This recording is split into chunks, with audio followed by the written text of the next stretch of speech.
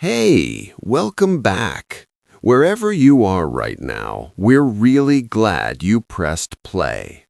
Welcome to Real Talk English. I'm Anna. And I'm Ben. And today we're starting something together. And honestly, that feels really good. It does. If you're here, it means you want to understand English more naturally. And that's exactly what this channel is for. Every video, we talk about real English, grammar, vocabulary, the way people actually speak, slow and clear, always. Okay, today's topic. Ben, do you want to tell them? Yes. Today, we're talking about something that confuses almost every English learner at some point. Present simple versus present continuous. Two tenses, both in the present, but very, very different. And by the end of this video, you'll know exactly when to use each one. All right, let's get into it. So, Ben, let's start from the beginning. What is the present simple? Right, so the present simple is the tense we use for things that are always true or that happen regularly. Habits, routines, facts. Like, I drink coffee every morning, or she works at a hospital, or the sun rises in the east. Exactly. These are things that don't change or things that happen again and again on a regular schedule. So if I say, I go to the gym on Mondays, that's present simple because it's my habit, my routine. Right. And notice, it doesn't mean you're at the gym right now. It just means that's what you do. It's your pattern. That's an important distinction. Present simple is not about this moment. It's about what is generally true. Exactly. Think about how you describe yourself to someone new. I live in Hanoi. I work in marketing. I love cooking.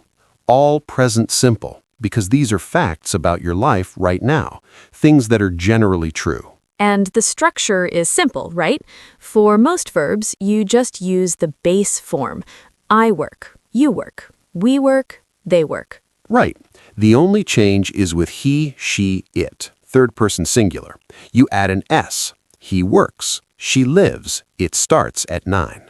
And for negatives, you use do not or don't. I don't eat meat. She doesn't like loud music. And for questions, do or does at the front. Do you speak English? Does he live nearby? Good. So that's present simple. Regular things, habits, facts. Now, what about present continuous? Okay, so present continuous is very different. We use it for things that are happening right now in this moment, or things that are in progress during this current period of life, this week, this month, these days. So the feeling is, this is happening now. It started, it hasn't finished yet. Right. I'm talking to you right now. That's present continuous. I'm in the middle of talking. It's happening as we speak. Or she's reading a book. Not always, not every day. Right now, at this moment, she has a book and she's reading it. And the structure is am, is, or are, plus the verb with ing. I am talking. She is reading. They are working. In spoken English, we almost always shorten it. I'm talking. She's reading. They're working. Right. The full form, I am, sounds very formal or emphatic. In natural conversation, it's always the short form. Now, here's where it gets interesting. Present continuous isn't only for this exact second. You can also use it for temporary situations, things that are true right now in this phase of life, but that will change. Yes, this is something a lot of learners miss. For example, I'm living with my parents at the moment. That doesn't mean I'm sitting with them right now. It means currently, in this period of my life, that's my situation. It's temporary. Or she's learning to drive. She's not in the car right now, but that's what she's working on these days. Or I'm reading a really good book. You're not reading it at this exact second. You're on the sofa talking to a friend. But it's what you're in the middle of this week. So the feeling of present continuous is always, this is in progress, this is current, this is not my permanent situation. Exactly, and that contrast, permanent versus temporary, is the key to understanding the difference between the two tenses. Let's look at that directly. Same verb, two tenses, completely different meaning. Okay, I work from home. Present simple. That's my job. That's how I work. Always. I'm working from home this week. Present continuous. Normally, maybe I go to the office, but this week, for some reason, I'm at home. It's temporary. She lives in London. Present simple. That's her home. That's where she is. Long term. I'm living in London for now. Present continuous. She's there currently, but it might change. Maybe she's on a project or figuring out her next move. He teaches English. Present simple. That's his job. He's teaching English in Vietnam this year. Present continuous. It's what he's doing right now, in this chapter of his life. Do you feel the difference? It's really clear when you put them side by side like that. And here's a small tip.